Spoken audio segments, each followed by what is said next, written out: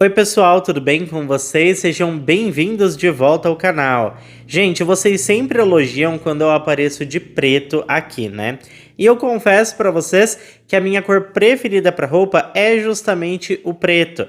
Essa camisa aqui que eu tô, por exemplo, ela até parece ser uma camiseta básica, né? Mas não é. Por mais que tenha um design sóbrio, elegante e minimalista, essa camiseta aqui é uma tech t-shirt da Insider. O seu tecido é super tecnológico, traz conforto térmico, o que é ótimo pra mim, que sou super calorento. Eu tô sempre gravando os vídeos aqui com o ar no último, eu sofro muito com o calor e essa camiseta da Insider me ajuda muito. Até porque ela é uma camiseta anti-odor, então se você transpirar, ela também não fica com cheirinho, sabe? Isso pra mim é ótimo. Outra coisa que eu gosto muito é que ela desamassa no corpo, então não precisa passar, o que é muito prático. E com certeza, sim, o que mais me faz amar essas camisetas da Insider é o tamanho. Eu uso, gente, XGG. E é difícil achar roupas desse tamanho, mas a Insider faz tech t-shirts do P ao XXGG. A meta é eu chegar no P, tá? Logo a gente chega lá. Mas brincadeiras à parte, é sério, as roupas da Insider são maravilhosas e muito versáteis. Eu consigo usar elas em todo tipo de ocasião, principalmente por conta do seu design minimalista e elegante. Ah, informação importante, tá? As roupas femininas também são muito bonitas. A minha irmã, por exemplo, é apaixonada pela tech t-shirt. Ela tem várias de várias cores. E como eu quero que vocês também possam experimentar todo esse conforto e elegância, eu consegui um cupom de desconto para os seguidores aqui do canal. Basta colocar Vilas12 no seu carrinho e aproveitar esse super desconto. Eu vou deixar aqui embaixo também na descrição do vídeo e também em um comentário fixado o link da loja da Insider. Comprando por lá, o cupom é ativado automaticamente no seu carrinho. Então aproveita e corre lá para o site e depois me conta aqui nos comentários qual foi a primeira peça que você escolheu para entrar no mundo Insider. Vocês sabem que eu passo horas lendo os comentários de vocês, né, meus chuchuzinhos? Então vou ficar bem atento, hein? Deixa lá para mim o que você mais gostou da loja da Insider. Bom, o caso de hoje, gente, mexe muito comigo, principalmente porque eu tenho uma irmã de 14 anos, ou seja, a idade da Brooke, que é a protagonista da história de hoje. Ela morava junto com o seu namorado de 16 anos e aparentemente o casal de adolescentes se consideravam casados. Enfim, bora pro caso de hoje.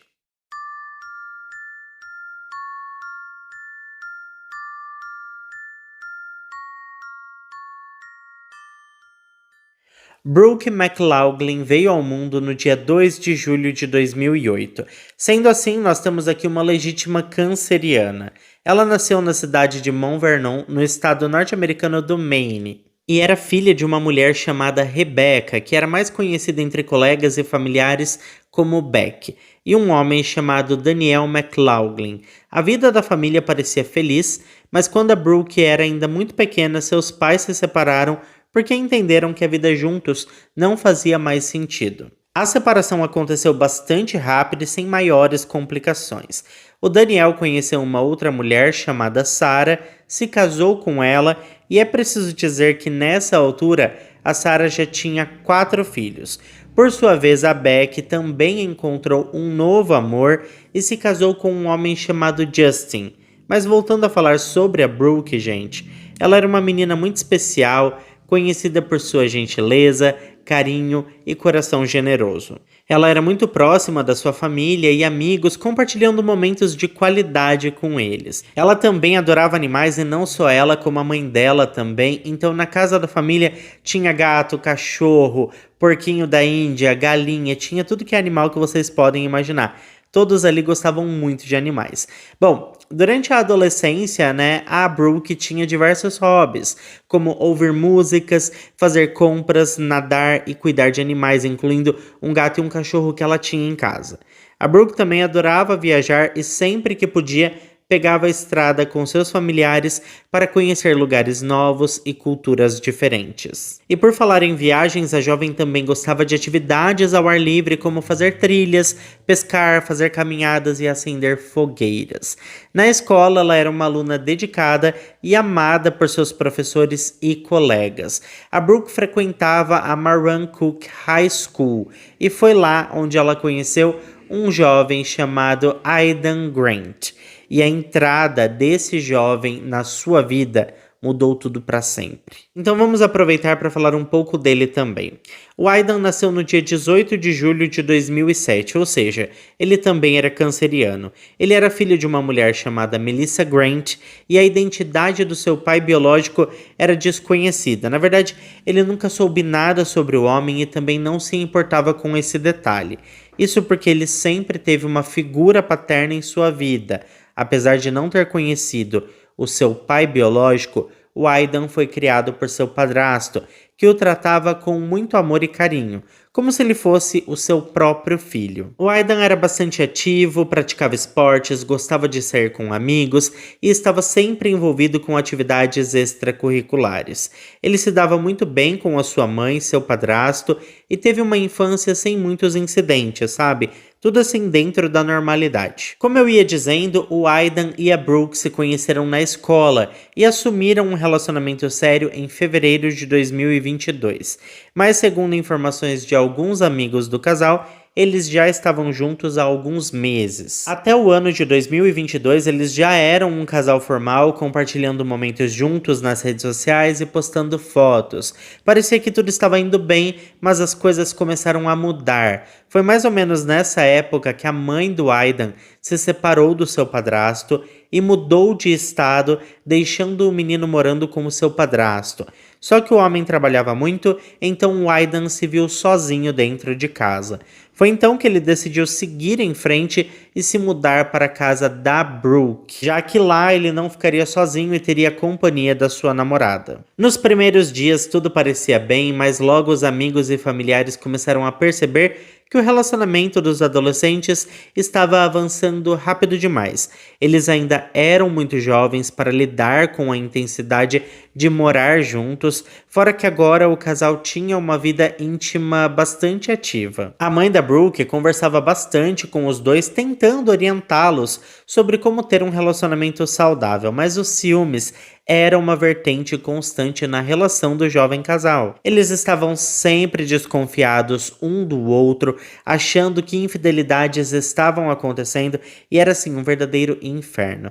Com o passar dos dias, as coisas foram só piorando e a pressão emocional começou a afetar os dois, especialmente a Brooke, que ficava angustiada com o medo de perder o Aidan para uma outra pessoa. Infelizmente, não demorou muito para que as coisas desandassem e a história de amor tomasse um rumo bastante inesperado. No dia 18 de julho de 2022, por volta das 18 horas, Becky, a mãe da Brooke, voltou para casa com um bolo para comemorar o 15º aniversário do seu genro. No entanto, o que deveria ser uma celebração se transformou em um verdadeiro pesadelo. A Becky entrou em casa, ansiosa para celebrar com os jovens, mas se deparou com uma cena completamente diferente. Quando ela entrou em casa, ela não encontrou ninguém. A mulher começou a procurar em todos os cômodos e acabou encontrando o corpo da Brooke. A garota estava deitada em uma grande poça de sangue. A Becky obviamente entrou em desespero naquele momento e ligou para o serviço de emergência pedindo ajuda para salvar sua filha. Em questão ali de minutos, viaturas, ambulâncias e bombeiros chegaram à casa da família. Os profissionais entraram para ver o que havia acontecido com a Brooke e logo perceberam que ela já estava sem vida. O corpo foi levado para análises periciais e foi determinado que ela havia sofrido 10 ferimentos com um objeto cortante. A investigação do assassinato começou e a polícia estava determinada a encontrar o culpado pela morte da jovem. Nos primeiros dias, poucas informações foram divulgadas para o grande público. O que se sabia era que o carro da família, um Impala vermelho, havia desaparecido da entrada da casa. No dia seguinte, o veículo foi encontrado abandonado na cidade de Wayne. A investigação estava em andamento e a polícia estava determinada a descobrir a verdade por trás deste terrível crime. Naquela época, ninguém fazia ideia do paradeiro do Aidan, que logo se tornou o principal suspeito do crime. A prisão do adolescente foi acontecer apenas 5 dias depois do crime.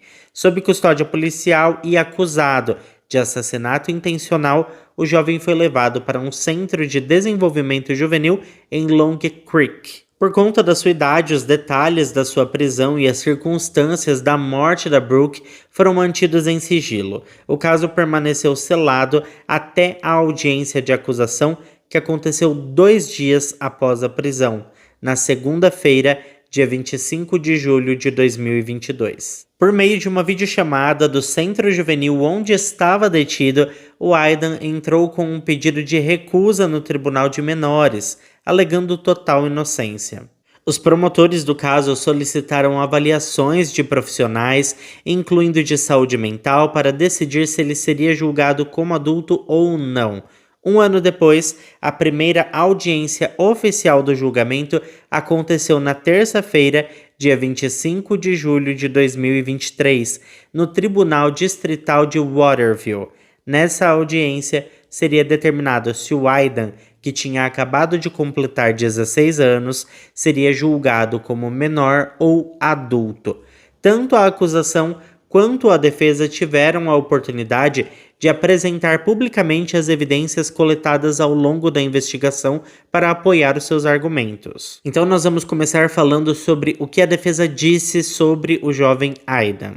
Bom, ele tinha um advogado designado pelo tribunal, um homem chamado John Peltier. Como era de se esperar, o advogado afirmou que não queria que seu cliente fosse julgado como adulto. No entanto, a acusação discordou, afinal ele tirou a vida da Brooke. Só que o argumento da defesa era o de que o menino havia agido em legítima defesa durante uma briga que o casal teve naquele fatídico dia. De acordo com o advogado, naquele dia os adolescentes estavam discutindo sobre relacionamentos passados e ex-namorados e ex-namoradas, que já não faziam mais parte da vida de nenhum dos dois. Mas, mesmo assim, havia ciúmes pairando no ar e eles estavam consumindo álcool e entorpecentes, o que intensificou as emoções dos dois. O advogado ressaltou que foi um ato impulsivo, resultado da raiva do momento e da intensa discussão que estava acontecendo. Além disso, ele destacou que os adolescentes estavam passando por uma situação difícil em casa, o que não era o ideal para o desenvolvimento emocional de ambos.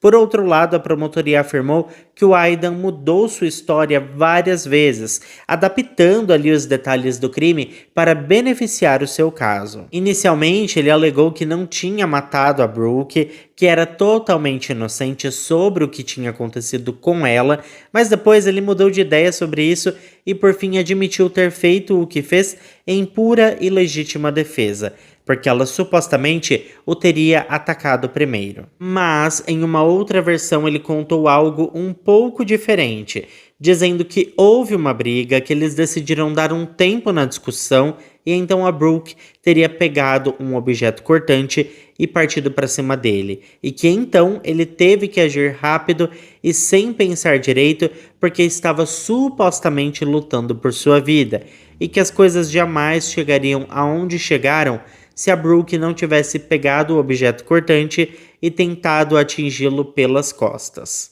Essas diferentes versões foram apresentadas para os psicólogos que o avaliaram. Em todas elas, o Aidan tentou justificar suas ações, mas a verdade sobre o que realmente aconteceu naquele dia ainda era um grande ponto de interrogação. A defesa do garoto não arredava o pé e continuava insistindo na história de legítima defesa. No entanto, o promotor foi com tudo para cima da defesa e conseguiu refutar cada uma de suas justificativas. O promotor destacou que os respingos de sangue encontrados pela perícia técnica na casa da família sugeriram que o crime não ocorreu no quarto, como o jovem tinha dito, mas sim na sala. O promotor apresentou ainda o relato de uma testemunha que mencionou que o casal realmente brigava muito e que já tinha visto os dois com vários hematomas causados por esses inúmeros confrontos físicos. Além disso, foi revelado um vídeo capturado por câmeras de segurança, no qual era possível verificar com clareza o Aidan dirigindo o carro da família de forma bastante calma, responsável, atento e respeitando todas as regras de trânsito. Então os promotores explicaram que isso deixava claro que ele estava sóbrio e calmo após cometer o crime, então não estava sob efeito de álcool ou qualquer outra substância capaz de alterar o seu julgamento. O promotor argumentou que se o Aidan estivesse sob o efeito das tais substâncias que a defesa estava alegando, ou mesmo se estivesse sob forte emoção e com raiva, sua direção no trânsito seria um reflexo de tudo isso e teria sido absolutamente imprudente. Durante a sua fuga, ele escolheu uma rota que incluía diversos locais até chegar a uma área vazia perto da casa do seu padrasto, onde estacionou o veículo e adentrou a floresta. Um relatório da Polícia Estadual mostrou a análise dos dados móveis do telefone do jovem, confirmando que ele estava com o celular dele e também com o celular da Brooke quando fugiu. Além disso, psicólogos que avaliaram o Aidan concluíram que seria benéfico para ele permanecer no centro juvenil, onde receberia aconselhamento e tratamento para sua saúde mental. As entrevistas com o adolescente, sua família e conhecidos revelaram aspectos importantes sobre a sua personalidade. Estas informações foram assim cruciais para o entendimento do caso e também para a decisão final sobre o destino do Aidan. Imagine um jovem tranquilo e comum, mas que de repente se vê consumido pela ansiedade devido ao uso de entorpecentes. Sim, estamos falando do Aidan. Aparentemente o seu comportamento tinha mudado da água para o vinho por conta de substâncias ilícitas. Apesar de não ter antecedentes criminais, ele mostrou sim um comportamento antissocial que deixou a todos perplexos com sua drástica e inesperada mudança de comportamento. O processo para decidir o destino do jovem teve que ser adiado para o dia seguinte, e nesse novo dia o Ministério Público trouxe uma série de testemunhas que revelaram mais detalhes sobre a trágica morte da Brooke. O médico legista Liam Fuentes, responsável pela análise do corpo da jovem, descreveu as feridas fatais que ela sofreu.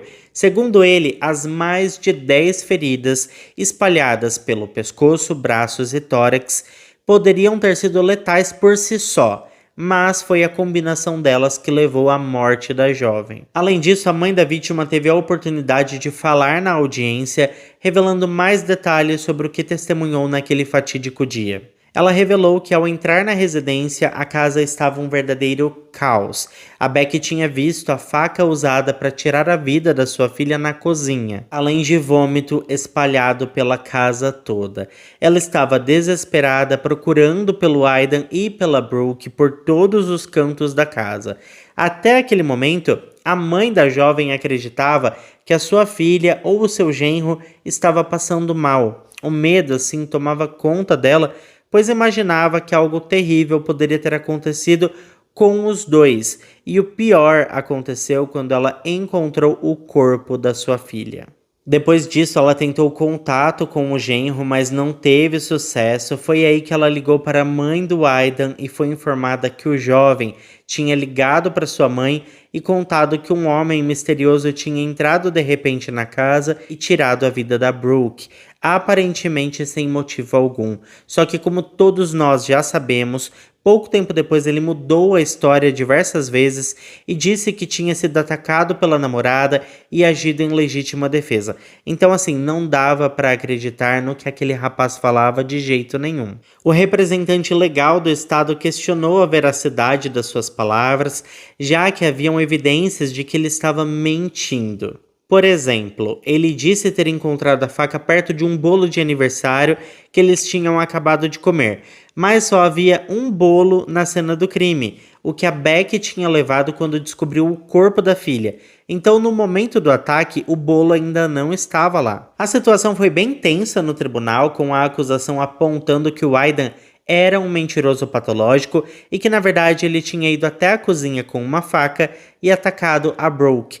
Por outro lado, a defesa argumentava que ele foi vítima de um ataque por parte da namorada e que os acontecimentos não foram devidamente investigados, o que levou os oficiais a se inclinarem à culpa de seu cliente e ignorarem que ele era um sobrevivente de um ataque frio e cruel. O julgamento aconteceu de forma discreta, mas o Aidan acabou confessando o crime diante do juiz e acelerando todo o processo judicial. Na audiência de sentença realizada no dia 18 de dezembro de 2023, cerca de 20 familiares e amigos da Brooke estavam presentes. 7 deles fizeram declarações impactantes, pedindo ao juiz que reconsiderasse a punição do jovem. A mãe da Brooke fez um discurso emocionante falando sobre a perda da filha e o impacto que isso teve em sua vida. Após meses de deliberação, o juiz decidiu que o Aidan seria julgado como menor devido à sua idade na época do crime. Ele foi sentenciado a apenas 5 anos de reclusão em um centro juvenil, com a possibilidade de liberdade aos 21 anos. O Ministério Público solicitou ainda que ele pagasse uma indenização à família da Brooke, mas é claro que a família da vítima não ficou nada feliz com a condenação. Toda essa questão sobre crianças e adolescentes que cometem crimes é algo bem polêmico, né, gente? Eu mesmo sempre achei um absurdo existir tanta disparidade nas sentenças de crianças, adolescentes e adultos. Porém, recentemente eu li um estudo que explica que o nosso córtex pré-frontal, que é a região do nosso cérebro mais importante, começa a amadurecer aos 4 anos de idade, mas só fica completamente maduro por volta dos 24, 25 anos. Este estudo sugere que antes disso, a personalidade e comportamento de cada indivíduo pode mudar bastante porque ainda não está totalmente definida. Segundo alguns cientistas estudiosos dessa área, uma pessoa que comete um homicídio aos 15 anos de idade provavelmente não cometeria se tivesse 25 anos, por exemplo. Eu sei que ainda assim é complicado olhar essa situação por essa perspectiva, mas pelo menos a ciência tenta explicar toda essa questão, né? Mas é claro que eu quero saber a opinião de vocês e tudo que vocês pensam sobre isso e sobre esse estudo também sobre o córtex pré-frontal. Eu mesmo que já passei dos 25 anos, já tem um tempinho, né? Percebo aí que teve uma diferença tanto no meu comportamento quanto na minha personalidade nessa época da vida. Me conta se com vocês também aconteceu isso. Se lá para os 24, 25 anos vocês mudaram bastante de personalidade. Deixa aqui embaixo para mim nos comentários qual que foi a sua experiência sobre tudo isso. Quero lembrá-los também que aqui na descrição do vídeo vai ter o link da loja da Insider e também no comentário fixado, então vai lá dar uma olhada. Tenho certeza que vocês vão gostar de alguma peça. Muito obrigado a quem ficou até aqui comigo. Se ficou até aqui, não esquece de deixar o seu like, que ajuda muito na divulgação do canal. Eu fico por aqui, um beijo para todos vocês e até o próximo vídeo.